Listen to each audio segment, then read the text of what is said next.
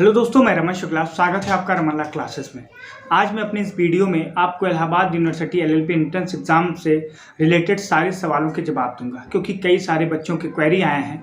जैसा कि आप मेरे स्क्रीन पे देख सकते हैं, कई बच्चों ने पूछा सर एग्ज़ाम CUT से होगा या फिर इलाहाबाद यूनिवर्सिटी खुद कंडक्ट कराएगी। कई बच्चों ने पूछा सर सिलेबस क्या होगा। कई बच्चों ने पूछा सर एग्ज़ाम डेट कब आएगी। और कई बच्चों ने पूछा कि सर एग्ज़ाम होगा कब, मई में होगा, जून में होगा या फिर जुलाई में होगा। तो आज इन प्रश्नों का गट्ठर या बंडल बना के आप लोगों के सामने मैं लेकर आया हूं और एक एक प्रश्न का उत्तर मैं आप लोगों को दूंगा। सबसे पहले हम स्टार्ट करते हैं कि Allahabad university LLB entrance exam 2023 जो अपना एंट्रेंस कराएगी वो खुद कंडक्ट कराएगी, CUT के थ्रू नहीं होगा। क्योंकि जो एलएलबी एंट्रेंस एग्ज़ाम होता है वो CUT PG के थ्रू आता है और PG का एग्ज़ाम आ गया है और उसमें इलाहाबाद यूनिवर्सिटी मेंशन नहीं है। आपको मैं ये भी बता दूं कि इलाहाबाद यूनिवर्सिटी ने बहुत पहले एक प्रेस रिलीज में बताया था कि वो 60 courses LLB, LLM, MA, MSc लगभग जो कोर्सेज हैं उनका वो एग्ज़ाम खुद कंडक्ट कराएगी, वो CUT PG के थ्रू एग्ज़ाम नहीं होगा। तो आप लोगों का पहला सवाल ये क्लियर हो गया होगा, इसका जवाब मिल गया होगा आप लोगों को कि जो Allahabad university LLB entrance exam होगा वो इलाहाबाद यूनिवर्सिटी खुद कंडक्ट कराएगी, ना कि CUT PG के थ्रू होगा। CUT common university entrance test, आप लोग ये भी जान लीजिए, बहुत सारे बच्चे CUT नहीं जान पाते हैं। तो CUT का मतलब होता है कॉमन यूनिवर्सिटी एंट्रेंस टेस्ट। ये अब सेंट्रल गवर्नमेंट ने बनाया है कि आपको बहुत सारी यूनिवर्सिटीज़ का फॉर्म अलग अलग ना भरना पड़े। अगर आपको कोई कोर्स करना है तो आप एक फॉर्म भरें और कट ऑफ के जरिए आप किसी भी यूनिवर्सिटी में एडमिशन ले सकते हैं। आपको ये भी मैं बता दूं अपने इस वीडियो में कि BHU और DU LLB इस बार CUT PG के थ्रू होगा। हम बात कर लेते हैं कि इलाहाबाद यूनिवर्सिटी LLB का सिलेबस क्या है एंट्रेंस एग्जाम का। तो 150 क्वेश्चन आते हैं 300 नंबर के, जिसमें से 25 क्वेश्चन आपके हिंदी के और 25 क्वेश्चन आपके इंग्लिश के। ये आपके दोनों पार्ट्स आते हैं, मतलब आपको हिंदी भी 25 क्वेश्चन करना है और इंग्लिश भी 25 क्वेश्चन करना है। इसमें कोई आपको ऑप्शन नहीं मिलेगा, या हिंदी ही करिए या इंग्लिश ही करिए। इसे लैंग्वेज कंप्रीहेंशन कहते हैं। और लैंग्वेज कंप्रीहेंशन में आपको 50 क्वेश्चन आते हैं, 25 हिंदी के, 25 इंग्लिश के। अब आपके 100 क्वेश्चन बचे, जिसमें से 50 क्वेश्चन आपके जनरल नॉलेज, जनरल अवेयरनेस और करंट अफेयर के आते हैं और 50 क्वेश्चन आपके लीगल एप्टीट्यूड। लीगल एप्टीट्यूड मतलब IPC, legal magazine, contract, tort, TPA, CRPC, इन सबसे इंपॉर्टेंट क्वेश्चन पूछे जाते हैं। और लीगल रीजनिंग में रीजनिंग के कुछ इंपॉर्टेंट क्वेश्चंस और मैथमेटिक्स के नॉर्मल क्वेश्चन आपके पूछे जाते हैं।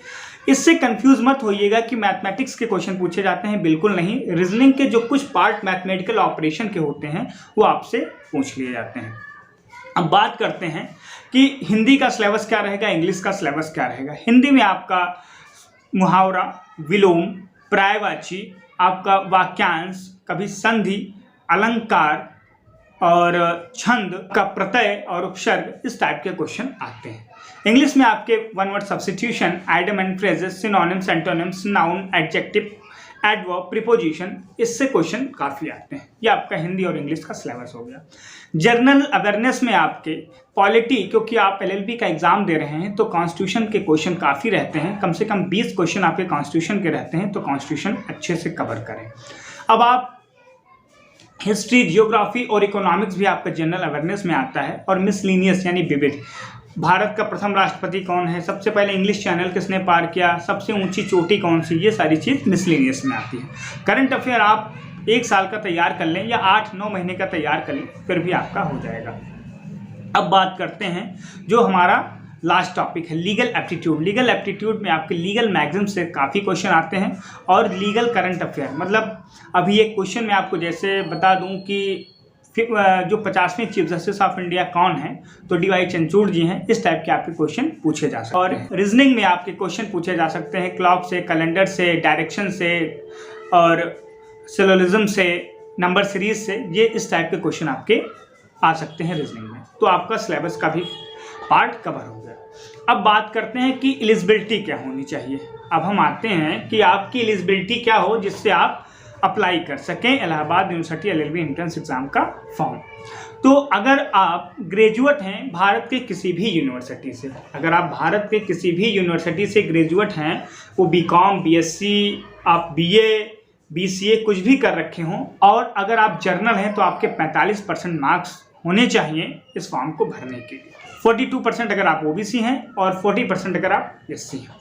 अब कुछ लोग कहते हैं कि 5% मार्क्स करते हैं गैप ईयर के, कुछ लोग कहते हैं 10% मार्क्स करते हैं गैप ईयर के। परसेंटेज में ना बता के आपको नंबर बताता हूँ कि कितने नंबर करते हैं। तो 1 साल गैप ईयर है तो 8 मार्क्स करते हैं, और मैक्सिमम आप अगर 3 साल का गैप ईयर है तो 20 मार्क्स से ऊपर आपका मार्क्स नहीं काटा जाता। ये आप अच्छे से समझ लें। एक गैप ईयर में आपके 8 मार्क्स कटते हैं। आपका गैप ईयर हो गया, एलिजिबिलिटी हो गई, एग्ज़ाम पैटर्न हो गया, और CUET से होगा या नहीं होगा, ये सारी चीज़ें आपकी हो गई।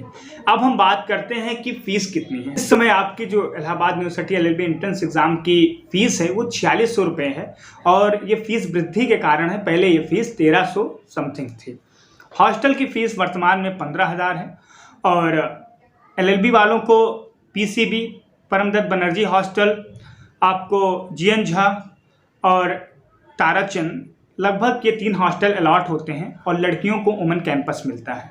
लगभग लड़कियों को जिनके मार्क्स कट ऑफ से लगभग 10 या 15 नंबर ज़्यादा रहते हैं, उनको हॉस्टल अलॉट हो जाता है, उनको वुमेन कैंपस मिल जाता है। और वुमेन कैंपस से काफ़ी पास में है जो फैकल्टी है लाके का एग्ज़ाम होता है वो ऑफलाइन मोड में होता है या ऑनलाइन मोड में होता है। तो इलाहाबाद यूनिवर्सिटी का एग्ज़ाम है वो ऑनलाइन मोड और ऑफलाइन मोड दोनों में होता है। अगर आप मेरी राय माने तो आप ऑनलाइन मोड में दीजिएगा, क्योंकि ऑफलाइन मोड में बहुत सारी गलतियां भी हो जाती हैं। और अगर आप ऑनलाइन मोड में देंगे तो अच्छे से आप एग्ज़ाम को कर सकेंगे और क्वेश्चन अटेम्प्ट कर सकेंगे। अब जानते हैं कि निगेटिव मार्किंग होती है या नहीं। तो इलाहाबाद यूनिवर्सिटी में अभी तक निगेटिव मार्किंग नहीं होती है LLB एंट्रेंस एग्ज़ाम में। और आपका जो एग्ज़ाम होगा Allahabad university LLB entrance exam का जो पेपर आएगा एंट्रेंस एग्ज़ाम का, वो इंग्लिश में भी आएगा और हिंदी में भी आएगा। मतलब हिंदी मीडियम के बच्चे हिंदी में अटेम्प्ट कर सकते हैं और इंग्लिश मीडियम के बच्चे इंग्लिश में अटेम्प्ट कर सकते हैं। जो आपका पेपर होगा LLB एंट्रेंस एग्ज़ाम का वो बाईलिंगुअल होगा। अब जानते हैं कि जो इलाहाबाद यूनिवर्सिटी का पेपर होता है LLB का, वो सेमेस्टर वाइज होता है या ईयरली होता है। तो इलाहाबाद यूनिवर्सिटी का जो पेपर होता है वो सेमेस्टर वाइज होता है। अगर आप लोग इलाहाबाद यूनिवर्सिटी में एनरोल कराते हैं तो आप लोग सेमेस्टर वाइज पेपर देंगे, जो कि हर 6 महीने पे होता है। इलाहाबाद यूनिवर्सिटी फैकल्टी काफ़ी अच्छी है, यहाँ के टीचर भी काफ़ी अच्छे हैं, और लाइब्रेरी भी काफ़ी अच्छी है। यहाँ की सेंट्रल लाइब्रेरी बहुत सारे केंद्रीय विश्वविद्यालयों से काफ़ी बड़ी है, और यहाँ पे लगभग आपको हर लॉ से रिलेटेड बुक मिल जाएगी। अगर आपको ये वीडियो अच्छा लगे तो हमारे चैनल को ज़रूर सब्सक्राइब करें, और हमारा जो क्रैश कोर्स है LLB एंट्रेंस एग्ज़ाम का, जिसकी फ़ीस 30 रुपीज़ थी, अब बढ़ा के जिसकी रुपीज़ 50 कर दी गई है, और 1 अप्रैल से उसकी फ़ीस 100 रुपीज़ हो जाएगी। तो अगर आप लोग ज्वाइन करना चाहते हैं उसे, तो जल्दी से जल्दी ज्वाइन कर लीजिए। मैंने प्रयास किया है कि अपने इस वीडियो में आपके सारे डाउट को क्लियर कर। अगर आपको वीडियो अच्छी लगे तो बने रहे रमन ला क्लासेस के साथ, और हमारे चैनल को ज़रूर सब्सक्राइब करें। धन्यवाद।